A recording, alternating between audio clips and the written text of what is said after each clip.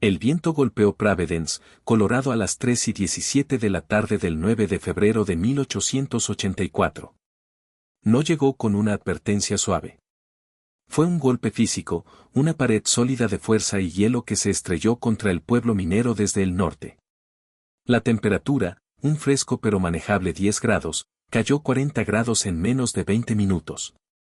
El cielo, un gris plácido momentos antes, se convirtió en un caos horizontal de blanco. Dentro de la montaña, Salas Garrett no sintió nada más que un leve silbido agudo cuando el viento encontró una pequeña imperfección en el sello de su robusta puerta de madera.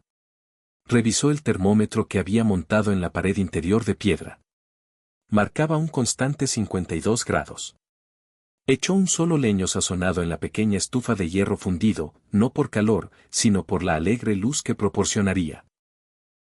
Su yegua castaña, Capper, cambió de peso en el establo adyacente, también tallado en la roca viva, su suave resoplido, uno de absoluta contentment.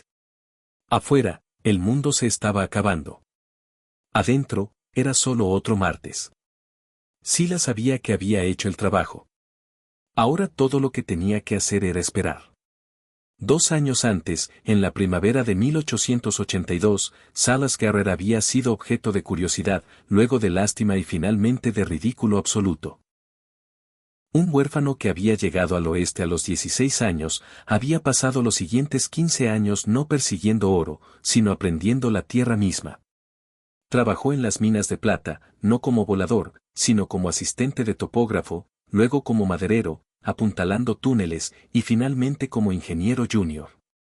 Aprendió el lenguaje de la roca, la estoicidad del granito, la traición del esquisto, los secretos de la masa térmica.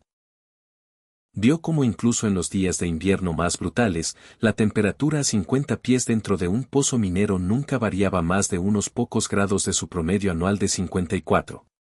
Observó cómo los soportes de madera, gruesos como la cintura de un hombre, gemían y se rompían bajo la inmensa presión de la montaña, mientras la roca misma permanecía inmóvil, eterna. Cuando ahorró lo suficiente, 300 pesos, una pequeña fortuna ganada con frugalidad silenciosa, no compró un terreno en el pueblo ni un pedazo de pastizal plano. Fue a la oficina de tierras y habló con el alcalde Utechkins, un hombre cuya ambición solo era superada por su convencionalidad. Silas puso un mapa sobre el mostrador, su dedo tamborileando una sección de tierra a 2 millas al norte del pueblo que todos consideraban inútil. Era un acantilado de granito puro, una cara rocosa de 200 pies de alto que miraba al sur, sobre un arroyo. Nada podía construirse allí. Nada podía cultivarse allí. El alcalde Utechkins miró por encima de sus gafas. Ese es el viejo reclamo de Miller, hijo. Es roca sólida. Nada allí más que un acantilado y algunos pinos raquíticos. No puedes construir una cabaña en una pendiente de 60 grados. Silas asintió. Su calma a menudo se confundía con lentitud. No pretendo construir sobre ella, alcalde. Pretendo construir dentro de ella. El alcalde parpadeó. ¿Dentro? ¿Como un tejón?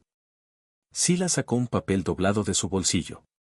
Era un dibujo detallado, una sección transversal del acantilado. Había esbozado una cámara principal de 18 pies de ancho y 24 pies de profundidad con un techo abovedado de 10 pies. Al lado había una cámara más pequeña, un establo para su caballo. Un estrecho conducto para la estufa estaba diseñado para seguir una fisura natural en la roca hasta la superficie. Había calculado el tonelaje de roca a remover, las herramientas requeridas y el tiempo estimado. Era el trabajo de un ingeniero, no de un loco. El alcalde Utechkins miró el dibujo, una lenta sonrisa de diversión condescendiente extendiéndose por su rostro. Hijo, dijo, palmeando el hombro de Silas. Es 1882. Tenemos aserraderos. Construimos casas de madera con armazón adecuadas, casas civilizadas. Dejamos las cuevas atrás hace 1000 años. ¿Qué en el nombre de Dios te poseería para vivir en un agujero en el suelo? La explicación de Silas fue paciente y técnica, lo que solo sirvió para alienar más a los hombres de mente práctica en la oficina de tierras. Habló de aislamiento geotérmico. La montaña, explicó, actúa como un sumidero de calor. En verano, absorbe el calor del sol y en invierno, lo libera lentamente. Una vivienda dentro de la roca mantendría una temperatura casi constante, requiriendo una fracción de la leña necesaria para una casa convencional. La entrada orientada al sur capturaría el bajo sol de invierno, proporcionando calor solar pasivo y luz. La enorme masa de la roca la haría impermeable al viento, a la carga de nieve y al fuego. No es una cueva, corrigió suavemente. Es una vivienda térmicamente regulada, estructuralmente superior que usa las propiedades naturales del paisaje. Los Ute construyeron viviendas en acantilados con los mismos principios durante siglos. No eran primitivos. Eran inteligentes. El alcalde solo sacudió la cabeza. Vendió a Silas la parcela de 40 acres por una miseria, 10 pesos, y la historia estaba en todo Providence para la hora de la cena. El tranquilo y solitario chico huérfano, el que llamaban Silas, finalmente había perdido la cabeza. Iba a vivir en una roca. La burla comenzó en serio el día que Silas llegó a su reclamo con un carro lleno de herramientas mineras y su yegua fiel, Capper. Martin Fletcher, un ranchero cuya espaciosa casa de 2 pisos era la más grande del condado, cabalgó para observar. Fletcher había gastado más de 4,000 pesos en su hogar, un monumento a su éxito, y la idea de un hombre eligiendo vivir en un agujero era un insulto personal a su sentido del progreso. Lo vio usar un taladro de estrella y un mazo para comenzar a perforar el primer agujero de voladura. ¿Qué pasa, Garrett?, gritó Fletcher, su voz goteando desprecio. ¿Te cansaste de vivir sobre el suelo con el resto de nosotros? ¿Decidiste unirte a los perritos de la pradera? El nombre se quedó. En la tienda general, los hombres preguntaban a Thomas Brannan, el dueño, si había visto al tejón ese día. Los niños, captando la burla de sus padres, lo coreaban cuando venía al pueblo por suministros. El proyecto fue bautizado como el Madriguera de Garrett, y más tarde, más simplemente, La Locura. Rebecca Walls, la maestra de la escuela del pueblo y una mujer que se enorgullecía de su ilustración, usó a Silas como cuento cautelar en sus lecciones. Habló de la marcha de la civilización desde cuevas a chozas a las finas casas de madera que todos disfrutaban. El señor Garrett, explicó a sus alumnos, representa una regresión, un paso atrás hacia la oscuridad. Deberíamos compadecerlo, no imitarlo. Incluso el doctor Harrison Webb, un hombre de ciencia, lo encontró absurdo. Acorraló a Silas fuera del mercantil una tarde. Silas, los pulmones del hombre necesitan aire fresco y circulante. Una cueva húmeda es un criadero de consunción y reumatismo. Estás invitando a la enfermedad. Silas intentó explicar que su diseño incluía un sistema de ventilación con una toma de aire fresco cerca del piso y el conducto de la estufa extrayendo el aire viciado. No será húmedo, doctor. El granito es no poroso. Será mucho más seco que una cabaña de troncos con calafateado que falla. El doctor solo suspiró y se alejó, sacudiendo la cabeza. El pueblo había tomado su decisión. Hacer algo tan innecesariamente complicado y extraño se conoció como hacer un Garrett. El trabajo fue brutal, metódico y solitario. Durante 2 años, Silas Garrett laboró. Sus días eran un ritmo de acero sobre roca. Perforaba una serie de agujeros, medía cuidadosamente y colocaba pequeñas cargas precisas de dinamita, solo lo suficiente para fracturar la roca, no para obliterarla. Las explosiones eran pequeños tosidos amortiguados, no grandes rugidos. Luego venía el trabajo agotador de despejar los escombros. Usaba una carretilla y un mazo, rompiendo trozos grandes en pedazos manejables. Capper, equipada con un arnés especial, arrastraba trineos cargados de piedra fuera de la caverna creciente y los descargaba cerca del lecho del arroyo, donde Silas los arreglaba cuidadosamente para formar un muro de contención. La gente del pueblo a veces cabalgaba los domingos, tratando el sitio de construcción como una forma de entretenimiento local. Lo veían desnudo hasta la cintura bajo el sol de verano, músculos cordados y delgados, su rostro perpetuamente manchado con polvo de roca. Veían a un hombre comprometido en lo que creían era un trabajo inútil e insano. Nunca reconoció sus burlas. Simplemente trabajaba. Era meticuloso. Mantenía un diario anotando su progreso. 12 de junio de 1882. Avanzó la cámara principal 2 pies. Profundidad total ahora 8 pies. Usó 4 cargas. Capper arrastró un estimado de 3 toneladas de escombros. Revestió la entrada con un marco pesado de madera. Vigas de pino de 12 pulgadas que intercambió con un leñador, creando una entrada de 20 pies de largo y 8 pies de ancho que actuaba como esclusa de aire. Esto, sabía, era la zona buffer crucial entre el mundo exterior y su clima interior estable. Adentro, las paredes no quedaron ásperas. Pasó 4 meses alisándolas con martillo y cincel, no por estética, sino porque paredes lisas evitarían la acumulación de humedad y reflejarían la luz más uniformemente. Talló nichos para estantes, una plataforma de cama y un banco de trabajo. El establo para Capper era una obra maestra de ingeniería equina con piso inclinado para drenaje y un comedero tallado en la misma roca viva. El costo total de sus materiales, incluyendo la estufa de 22 pesos de hierro fundido, la dinamita, las brocas y la madera, llegó a 187 pesos. Martin Fletcher gastó más que eso en el vidrio para las ventanas de su salón. Para el otoño de 1883, la vivienda estaba completa. Construyó una puerta de madera gruesa y aislada y la encajó en el marco de madera. Mudó sus pocas posesiones. Un catre, una mesa, 2 sillas, sus libros de geología e ingeniería, y el viejo rifle de su padre. La gente del pueblo apostaba en el selún cuánto duraría. El consenso era que estaría rogando por una habitación en la pensión para la primera gran tormenta de nieve. Un invierno, todos acordaron. Eso era todo lo que tomaría para curarlo de su locura. Pero el primer invierno fue suave, y Silas prosperó. Su necesidad de leña era asombrosamente baja.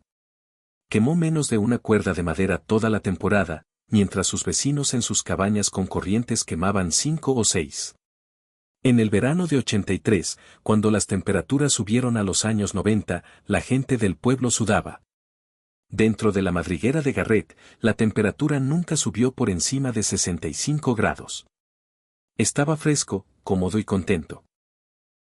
Su éxito silencioso era, de alguna manera, más irritante para el pueblo que su locura percibida había sido.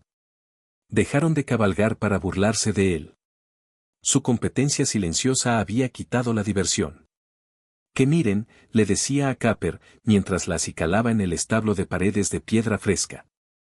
El tiempo dirá. Las señales comenzaron el 8 de febrero de 1884. Silas, con su profundo entendimiento del mundo natural, las notó inmediatamente. El aire se volvió pesado, llevando un extraño olor metálico. Los pájaros, los resistentes pinzones y arrendajos de invierno, desaparecieron por completo.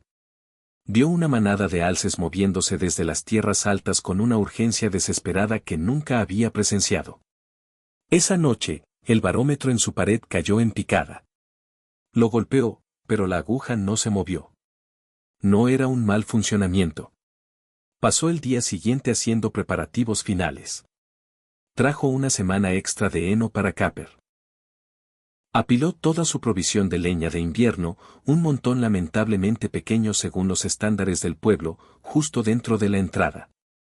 Revisó el sello de su puerta y tapó las pequeñas brechas restantes con lona aceitada. Llenó 4 barriles grandes con agua fresca del arroyo, sabiendo que pronto sería inaccesible. Consideró cabalgar al pueblo para advertirles, pero sabía cómo sería recibido. El loco cavernícola prediciendo la perdición. Lo reirían fuera del selún. Sus advertencias serían solo otra parte de la broma. Ser llamado loco es un pequeño precio por estar vivo, pensó. Pero quizás sea un precio demasiado alto por intentar salvar a quienes te llaman loco. Se quedó quieto. La ventisca, cuando llegó, fue una cosa de violencia mítica. Los locales la llamarían más tarde la muerte blanca. La nieve no caía. Volaba horizontalmente. Un torrente cegador y abrasador de cristales de hielo impulsado por un viento de 70 millas por hora. La visibilidad cayó a la longitud del brazo de un hombre en minutos y luego a 0. El sonido era un rugido ensordecedor continuo como 1000 trenes de carga pasando a la vez. Era una tormenta que no solo cubría el mundo, lo borraba. Durante las primeras 24 horas en Providence, fue una lucha. Las siguientes 24, una crisis.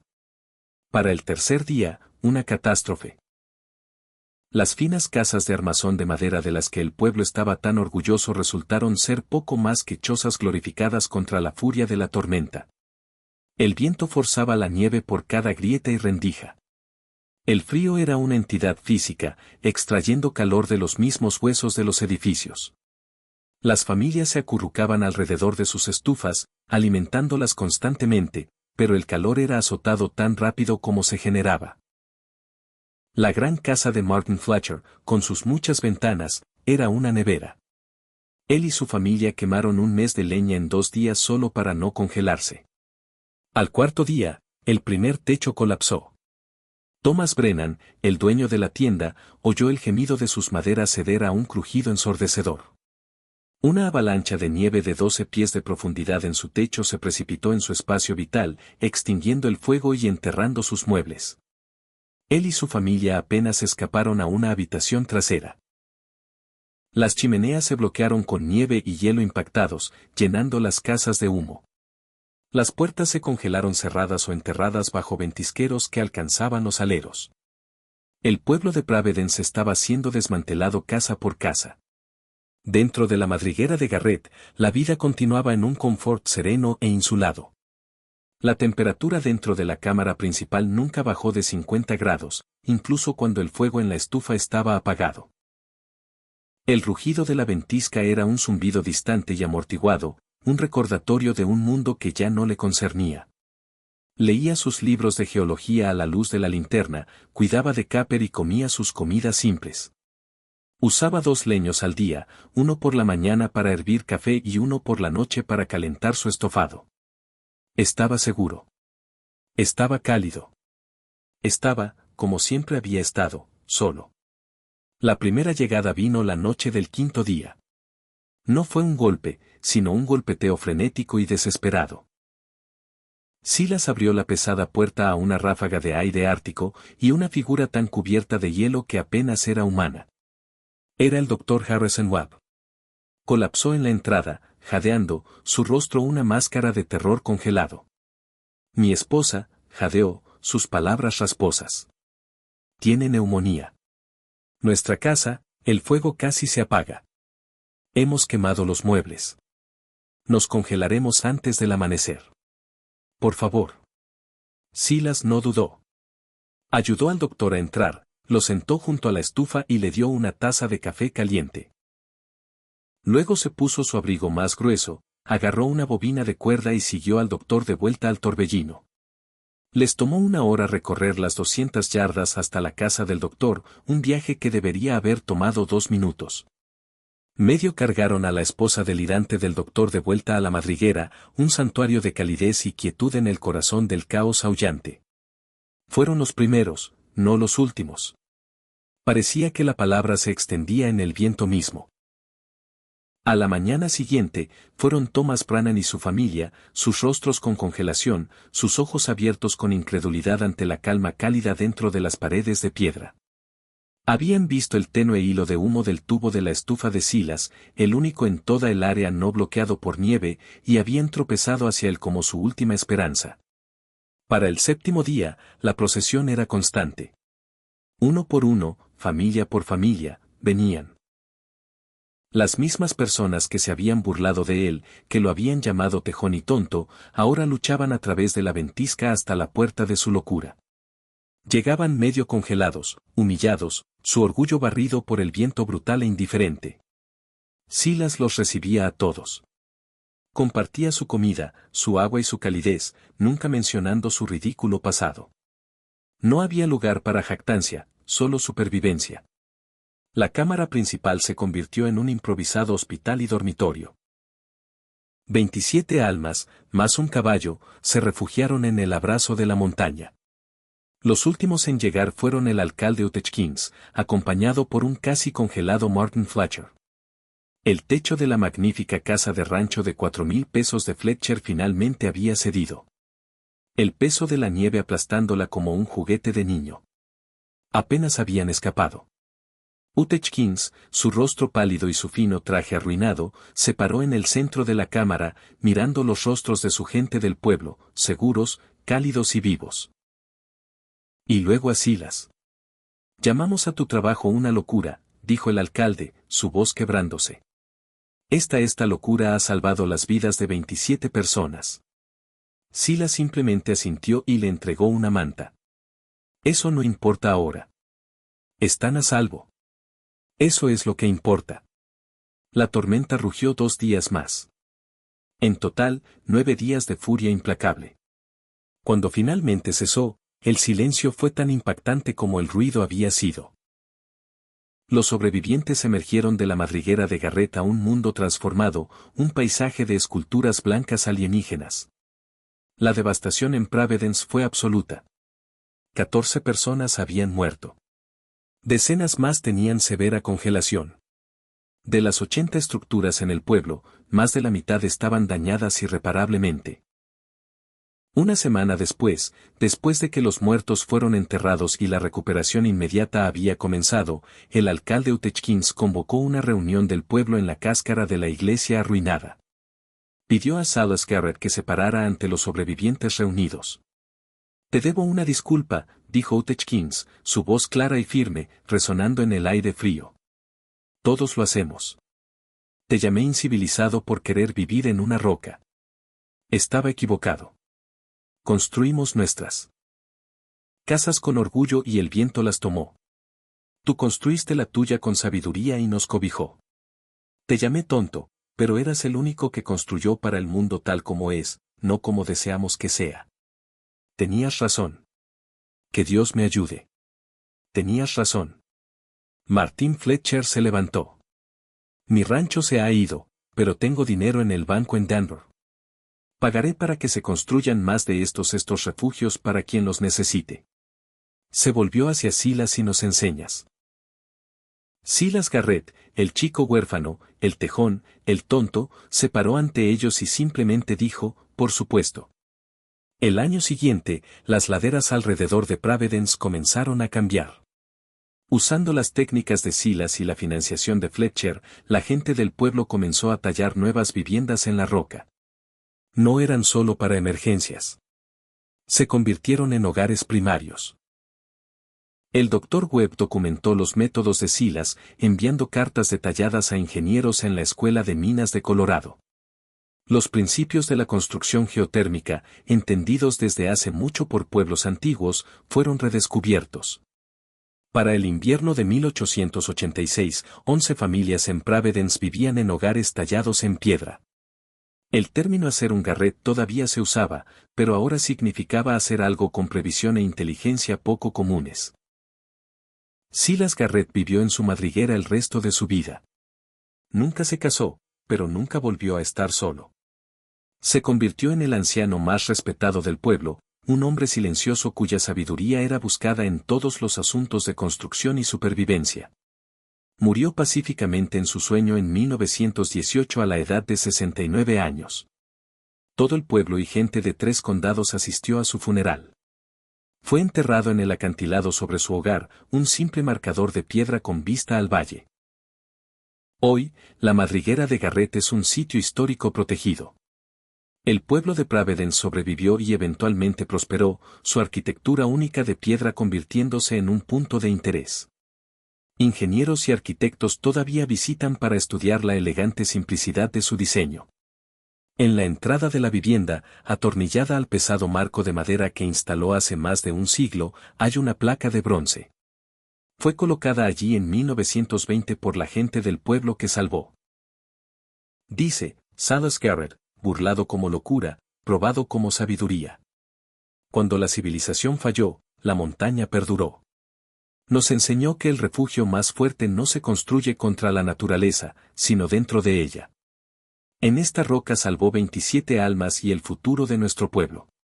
A su lado estuvo su fiel caballo, Capper, la primera vida salvada por este santuario. La roca todavía se mantiene como las rocas lo hacen. El viento todavía azota las altas llanuras en invierno y la nieve todavía cae. Pero la lección permanece, tallada no solo en el granito de la montaña, sino en la memoria de la gente. La preparación no es paranoia. Es la forma más alta de respeto por un mundo que es más antiguo, más fuerte y mucho menos indulgente que el orgullo humano. The Wild West Love Bag.